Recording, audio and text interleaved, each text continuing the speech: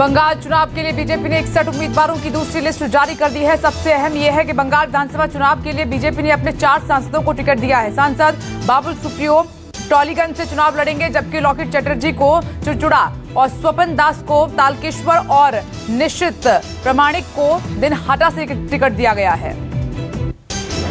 ममता बनर्जी ने आज से व्हील चेयर पर अपना चुनावी अभियान शुरू कर दिया है। चोट के बाद पहली बार प्रचार के लिए सड़क पर उतरी दीदी ममता व्हील चेयर पर कोलकाता के गांधी मूर्ति पहुंची और हाजरा तक के लिए अपना रोड शो किया। दीदी के व्हील चेयर के पीछे समर्थकों की भारी भीड़ देखने को मिली। सुरक्षा के लिहाज से चप्पे चप्पे पर पुलिस बल की तैनाती दिखी। रोड शो से पहले ममता ने ट्वीट करके जनता की लड़ाई लड़ने का ऐलान कर दिया है। ममता ने कहा कि मैं अब भी दर्द में हूं, लेकिन जनता का दर्द कहीं ज्यादा है। अब हम निर्भीक होकर लड़ते रहेंगे और अपनी पावन जमीन की रक्षा करने के लिए हमने बहुत नुकसान सहा है और आगे भी सहेंगे, लेकिन हम कभी अपने वादे से पीछे नहीं हटेंगे। ममता को लगी चोट को लेकर चुनाव आयोग ने फैसला सुना दिया है। चुनाव आयोग ने कहा कि ममता बनर्जी पर हमला नहीं हुआ। मुख्य सचिव और ऑब्जर्वर्स की रिपोर्ट के आधार पर फैसला किया गया है। रिपोर्ट पर मंथन के बाद चुनाव आयोग की तरफ से कार्रवाई का भी फैसला किया गया है। चोट के बाद भी बंगाल की CM Mamata Banerjee action mode में दिखाई दे रही हैं। ममता की रैली के चलते टीएमसी का घोषणा पत्र एक बार फिर से टल गया है। टीएमसी अब 17 मार्च को अपना घोषणा पत्र जारी करेगी। कयास ये लगाए जा रहे हैं कि घोषणा पत्र में राशन डिलीवरी से लेकर रोजगार तक के वादे शामिल हो सकते हैं। केंद्रीय गृह मंत्री अमित शाह ने असम के तिनसुकिया में जनसभा को संबोधित किया। रैली को संबोधित करते हुए शाह ने कहा कि असम में ना आंदोलन ना आतंकवाद, सिर्फ विकास ही विकास। साथ ही शाह ने कहा कि अगले 5 साल में खत्म करेंगे घुसपैठ। रैली के दौरान आवाम की नब्ज टटोलते हुए शाह ने यह भी कहा कि आने वाले विधानसभा चुनाव में अगली सरकार किसकी बनेगी, इसका निर्णय आपको करना है। 5 साल के बाद असम में ना आंदोलन है ना आतंकवाद है, शांति के साथ विकास ही विकास।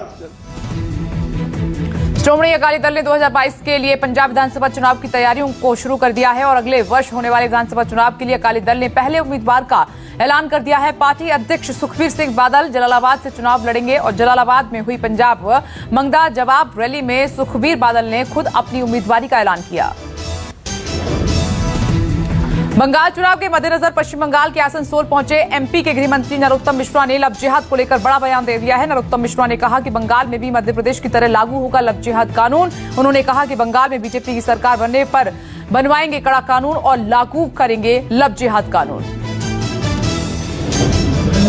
मैं चाहूंगा भारतीय जनता पार्टी की सरकार पश्चिम बंगाल में बने, तो मैं मुख्यमंत्री जी से निवेदन करूंगा कि पश्चिम बंगाल के अंदर मध्य प्रदेश की तरह लव जिहाद का कानून लागू करना। पश्चिम बंगाल के बर्धमान में बीजेपी कार्यकर्ता के घर पर बम फेंके जाने से हड़कंप मचा हुआ है। बीजेपी कार्यकर्ताओं ने टीएमसी कार्यकर्ताओं पर बम से हमला करने का आरोप लगाया। घटना के बाद इलाके में तनाव है। टीएमसी नेताओं ने कहा कि ये सब बीजेपी की अंतर्कलह का नतीजा है। एंटीलिया केस में एनआईए की बड़ी कार्रवाई। 12 घंटे पूछताछ के बाद पुलिस इंस्पेक्टर सचिन वाजे गिरफ्तार कर लिए गए हैं और मेडिकल टेस्ट के बाद कोर्ट में पेशी भी हुई। मुंबई पुलिस के एपीआई सचिन वाजे को लेकर मुंबई में सियासत भी जारी है और बीजेपी नेता राम कदम ने उद्धव ठाकरे सरकार पर निशाना साधते हुए कहा कि वाजे का नार्को टेस्ट कराने की मांग की गई है। एंटीलिया विस्फोटक केस में एनआईए की जांच पर शिवसेना प्रवक्ता संजय राउत ने सवाल उठाए हैं और संजय राउत ने कहा कि सभी मामलों की जांच की जिम्मेदारी मुंबई पुलिस की है। केंद्रीय टीम को जांच की जरूरत नहीं थी।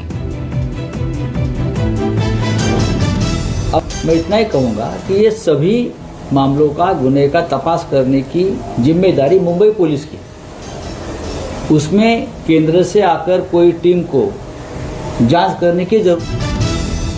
और एंटीलिया केस में महाराष्ट्र के गृह मंत्री अनिल देशमुख का बयान भी सामने आया है और मामले को लेकर गृह मंत्री अनिल देशमुख ने कहा कि जिलेटिन स्ट्रिक की जांच और मनसुख मामले की जांच एनआईए एटीएस कर रही है। जो भी सच सामने आएगा उस पर कार्रवाई की जाएगी। तेलंगाना में एमएलसी की 2 स्नातक निर्वाचन सीटों के लिए मतदान हुआ है और चुनावों में पूर्व प्रधानमंत्री पीवी नरसिम्हा राव की बेटी और टीआरएस की उम्मीदवार एस पाणी देवी के अलावा 163 उम्मीदवार अपना भाग्य आजमा रहे हैं। चुनाव मैदान में बड़ी संख्या में उम्मीदवारों को कड़ी सुरक्षा की दी गई है। 17 मार्च को होगी वोटों की गिनती। बढ़ती महंगाई को लेकर राहुल गांधी ने ट्वीट करके केंद्र सरकार पर हमला बोला है। कहा कि पेट्रोल डीजल पर जमकर टैक्स वसूली की जा रही है। सरकार को घेरते हुए राहुल गांधी ने कहा कि पीएम का एक ही कायदा, देश फूंक कर मित्रों को दो फायदा। सरकार पर निशाना साधते हुए राहुल गांधी ने कहा कि सरकार पीएसयू, पीएसपी बेचकर जनता से हिस्सेदारी, रोजगार और सुविधाएं छीन रही है।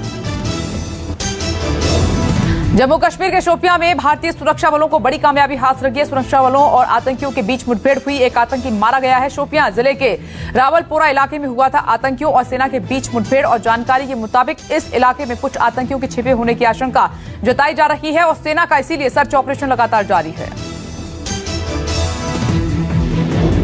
पठानकोट में देखा गया पाकिस्तानी ड्रोन। बीएसएफ के जवानों ने बामियाल सेक्टर में ड्रोन एक्टिविटी देखी और सुबह के समय ड्रोन देखने के बाद बीएसएफ के जवानों ने फायरिंग शुरू कर दी। बीएसएफ की फायरिंग के बाद संदिग्ध ड्रोन वापस लौट गया है। फिलहाल बॉर्डर एरिया के साथ आसपास के इलाकों में सर्च ऑपरेशन जारी है।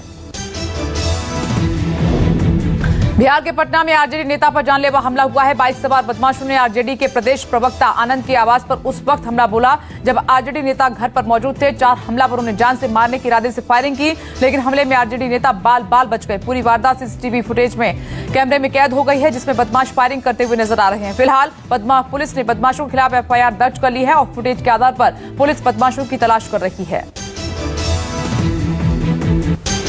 देश भर में लगातार तेजी से बढ़ रहे कोरोना के मामले। केंद्रीय मंत्री डॉक्टर हर्षवर्धन ने बताया कि लोगों की लापरवाही की वजह से तेजी से बढ़ रहा है कोरोना।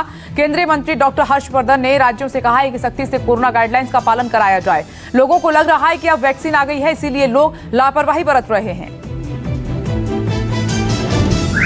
लगता है कि वैक्सीन आ गई है, केसेस कम हो गए हैं, दुनिया में सबसे अच्छा, सबसे बेहतरीन भारत का प्रदर्शन है। तो अब हमें मास्क लगाने की ज़रूरत नहीं है, हमें साबुन से हाथ धोने की ज़रूरत नहीं है, हमें सोशल डिस्टेंस 2 गज की दूरी मेंटेन करने की ज़रूरत नहीं है।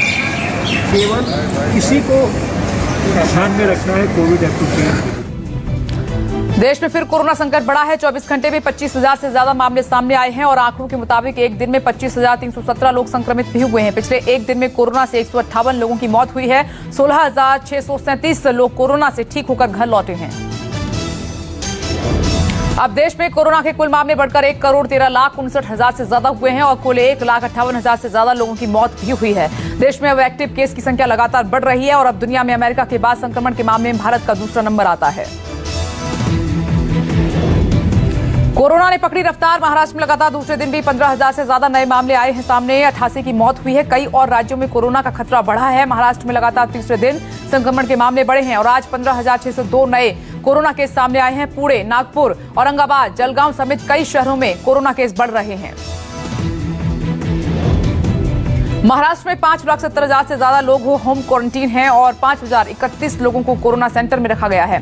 राज्य में 1,18,525 एक्टिव केस हैं। वहीं 24 घंटे में 7,467 कोरोना मरीज ठीक होकर अपने घर लौटे हैं।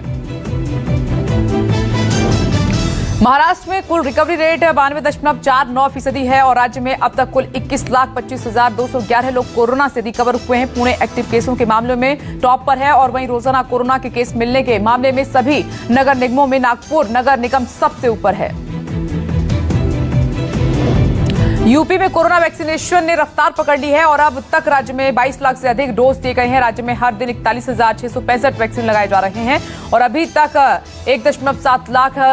17,11,376 लोगों को दी गई है कोरोना की पहली डोज और अधिकारियों के मुताबिक अब तक 60% हेल्थ केयर वर्कर्स को वैक्सीन की दोनों डोज दी गई हैं। 26 मार्च तक पहले चरण का टीकाकरण होने की उम्मीद जताई जा रही है। बिहार के शेखपुरा जिले में परीक्षा केंद्र पर बवाल मच गया। सिपाही भर्ती परीक्षा के दौरान डीएम हाई स्कूल केंद्र पर जमकर हंगामा हुआ है और हंगामे के दौरान वहां तैनात मजिस्ट्रेट और पुलिस मौके से फरार हो गए। कई परीक्षार्थियों ने स्कूल की बाउंड्री फांदकर एंट्री की है। यूपी के आगरा में बच्चों के विवाद में 10 साल की लड़की ने खुदकुशी कर ली। छोटे भाई से विवाद के चलते बच्ची ने फांसी लगाकर आत्महत्या कर ली। घटना की खबर मिलते ही मौके पर पुलिस पहुंची है। शव को कब्जे में लेकर पोस्टमार्टम के लिए भेजा है। थाना फतेहाबाद क्षेत्र का मामला है। यूपी के लखनऊ के थाना हसनगंज इलाके में महिला की गोली मारकर हत्या कर दी गई। बाइक सवार युवक ने घर में घुसकर महिला को गोली मारी। स्थानीय अस्पताल में भर्ती कराया गया। महिला की हालत फिलहाल खतरे से बाहर बताई जा रही है। आरोपी युवक गिरफ्तार है और हमले का आरोपी लूट के इरादे से घर में घुसा था। आरोपी गिरफ्त में पुलिस मामले की जांच कर रही है।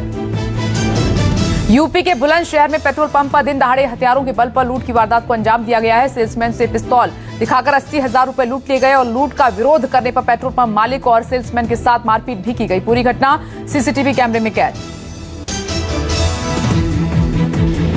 बिहार के सुपौल में एक ही परिवार के 5 सदस्यों ने खुदकुशी कर ली। घटना के बाद पूरे इलाके में हड़कंप मचा हुआ है। पति पत्नी, 2 बेटियां और एक बेटा कमरे में फंदे से लटके मिले। पुलिस मामले की जांच कर रही है। राजस्थान के जोधपुर में दर्दनाक सड़क हादसा हुआ है। यात्रियों से भरी बस एक ट्रक से टकराई, 5 लोगों की मौत, दर्जनों जख्मी। जैसलमेर बीकानेर हाईवे पर सुबह के वक्त हुई घटना। सीएम अशोक गहलोत ने हादसे की खबर मिलते ही ट्वीट कर दुख जताया है। आंध्र प्रदेश के कृष्णा जिले में भीषण सड़क हादसा हुआ है। लॉरी और ऑटो के बीच जोरदार टक्कर हुई। हादसे में 6 लोगों की मौत, वहीं 7 लोग बुरी तरह से जख्मी हुए हैं। हादसे के बाद ट्रक ड्राइवर मौके से फरार है। पुलिस उसकी तलाश में। आज भारत इंग्लैंड के बीच T20 सीरीज का दूसरा मुकाबला खेला जाएगा। अहमदाबाद के नरेंद्र मोदी स्टेडियम में शाम 7 बजे मैच की शुरुआत होगी।